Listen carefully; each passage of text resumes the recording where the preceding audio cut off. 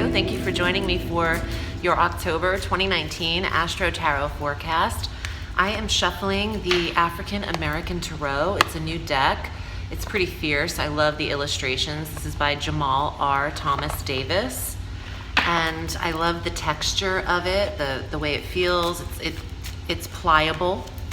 So I'll be shuffling. If you're new to the channel, I'll shuffle the tarot during the astrological forecast, and then we'll pull your cards after. And I want to take a moment to thank you for subscribing to this channel and for following me on Instagram. I appreciate your support as I try to build my following there. And thank you for choosing me for your private readings. I love what I do, and it's because of you that I get to do it. So let's start with our first transit, Leo. On October 3rd, Mercury enters Scorpio. This is the month of Scorpion energy. I'm wearing my little scorpion pendant of gold just because this is the month. October is all Scorpion energy, and the plethora of planetary energy is there. So Mercury is the first player that enters, and this is your fourth house of home and environment. This is the sector of comfort and stability and safety, and the mother, the maternal figure of your life. So communicating with mom is important. For those of you who still have mom, my heart goes out to you. If you don't, Mercury also in the fourth could apply to going over data regarding your either mortgage or your renting situation. And you could be searching. Mercury's analytical, and you could do a lot of work behind the scenes if you're looking to move, investigating your new property or your new place, your new dwelling. On the 4th, we have Mars entering Libra, and Mars is here the whole month. The planet of energy and stamina is in your communication sector. You're talkative, Leo. You've got a lot to say, so you got to watch how harsh you deliver it, though, because Mars can be to the detriment, aggression and frustration and anger. To the beneficial side, Mars in the 3rd could have you writing, publishing, editing, locally traveling, lots of weekend getaways with Mars in the 3rd house, passionately pursuing studies, school, education, learning, and connecting with siblings. You don't want to argue with siblings, because that's also a potential here to get into some disagreements and frustrating arguments.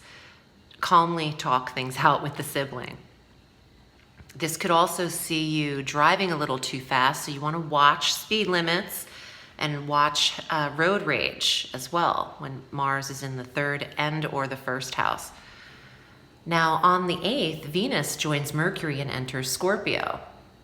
So here in the 4th house, now you're beautifying the home, decorating, applying art, painting, feng shui, the right textures. Venus is about aesthetics and beauty. And where she is in the solar wheel, she tends to smooth over. So with her in the 4th house, you want everything around you to be very comfortable and pleasing to the sight and to the touch. On the 13th, our full moon is at 20 degrees of Aries. Now this is some foreign travel, and the full moon is an illumination of what needs to be seen and an awareness in the sector that it touches or it resides. So in the 9th house of foreign travel, foreign location, and or higher certification, there's some closure here. Some of you are actually coming back from trips at that point and finishing your studies at that point. You might also be able to put to an end a belief system that you have, either political, philosophical, or religious. You're closing the door on something in the 9th house. It could also be a spirituality that you're not into anymore and you're moving on to something else. And write in the comments below, let me know how that works out for you and what you decided to let go of in that 9th house sector. On the 23rd, the Sun enters Scorpio to join Mercury and Venus. And then 4 days later on the 27th, we have our new moon at 4 degrees of Scorpio. This is all in that 4th house of home and environment. So new digs, new living situation. Focus on comfort, safety, stability, property boundaries, keeping things rooted and what does that mean? Oh, trees. Keep the plants planted is what I'm getting. The 4th house is the root of the wheel. It's where the 6 o'clock hand would be on the clock. So I feel like keep everything in its place. Let the nature grow around you. Now we do have a Mercury retrograde this month, and that starts on Halloween. Happy Samhain to the witches out there. Happy Halloween. The 31st of October, Mercury retrogrades at 27 degrees of Scorpio in this 4th house sector, back through 11 degrees of Scorpio, going direct on November 20th. So the review also takes place in the relationship with your mother and in your environment. Lots of details to go over. Some of you are meeting with realtors and wondering if you should sell. The market is up. You know, you're analyzing things like that. You know, what could I get out of this? Is this good for me to move in? Should I hire that moving company? That's what I'm getting. All right, Leo, let's see what's here in your tarot. Some of you, if you have mothers that have passed and you can't reach out to them on this plane, reach out to them on the astral and always keep talking. You're connecting in the retrograde to mom, the mother figure, and dream life and the memory can be activated, and you can receive some message of comfort. That is very real and valid. When people who have passed come through in dreams and they talk to you and they hug you and it feels real, it's because it is. That's spirit, that's source, and that's contact. Okay, Leo, before I pull your cards, let me tell you real quick, I got this going on, these autumnal beaded bracelets with Meliss accessories. We've co-created another season's bracelet.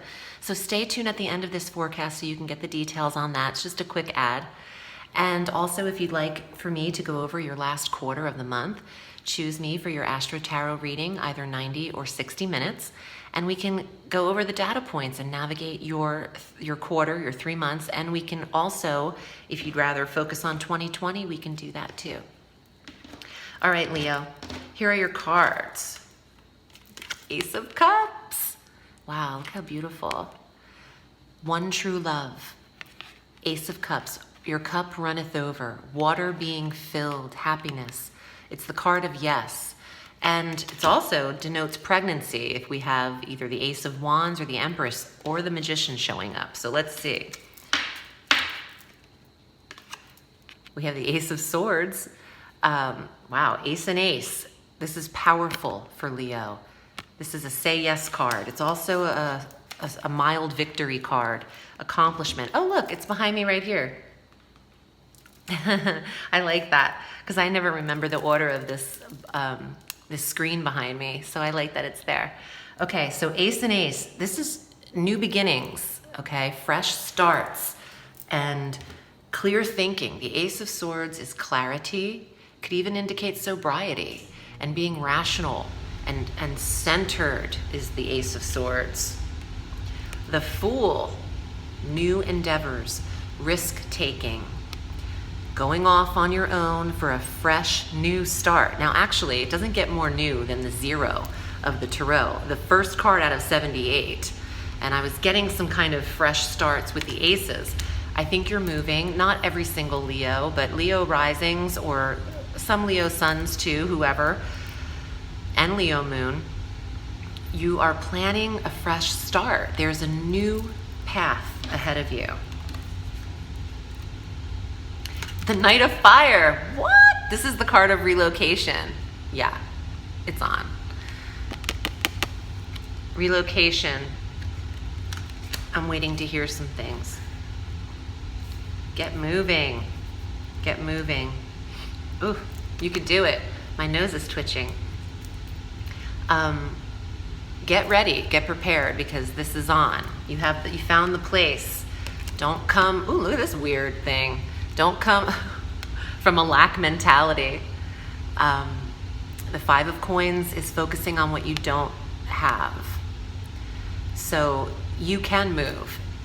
If you want to, you can. It can be aligned.